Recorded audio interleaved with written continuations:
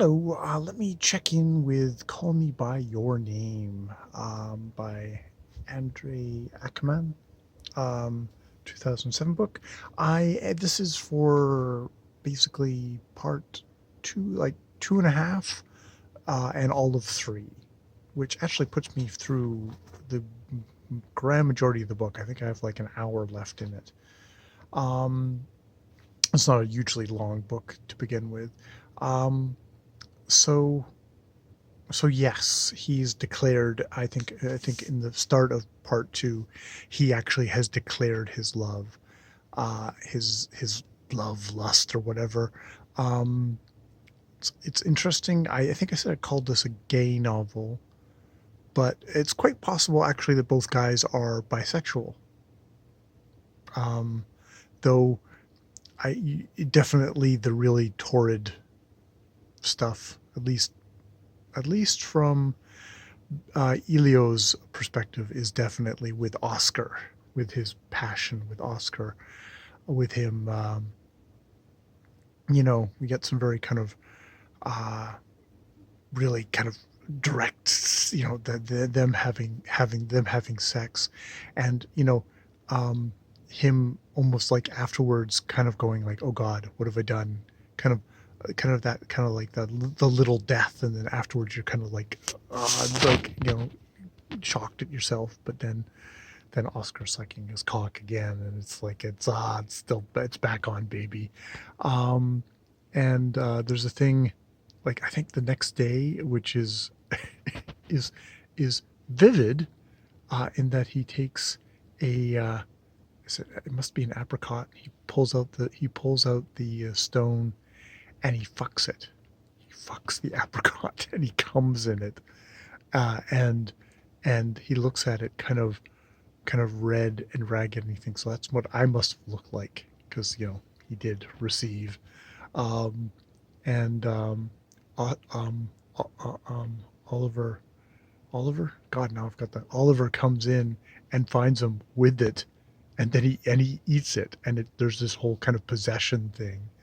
So it's very graphic, very earthy, um, very kind of like in your face, in a wonderfully, like, this is like they're into each other. They're like looking at each other's, like, everything about each other. I mean, everything. It's like they take a dump and they want to look at it. It's kind of that kind of a thing, which seems very real.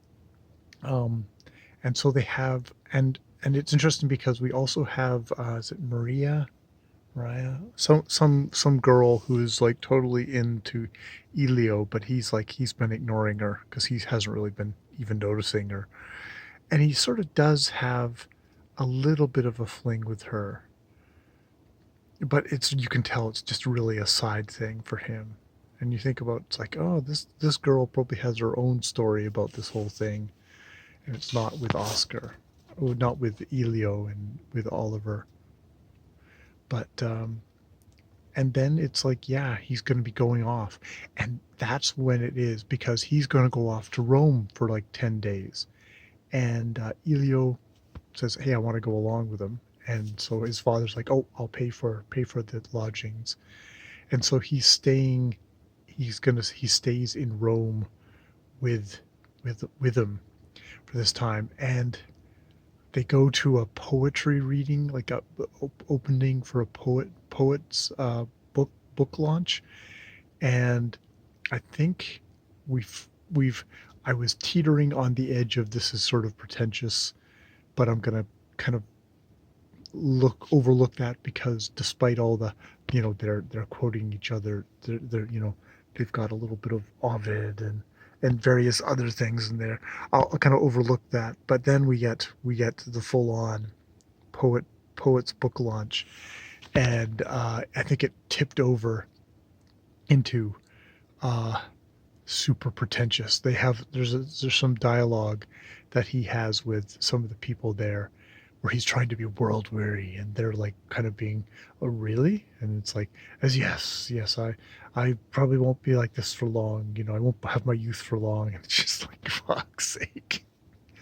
It's like, This bullshit needs to get undercut, and I don't know if it's going to be undercut or if the book is in love with this in itself, because, or if it's just a character. Elio is just so in love with this himself that I'm having a little difficulty here. This is where I think we're getting into the pretentious, precocious, and just, the it's like, go back to fucking each other.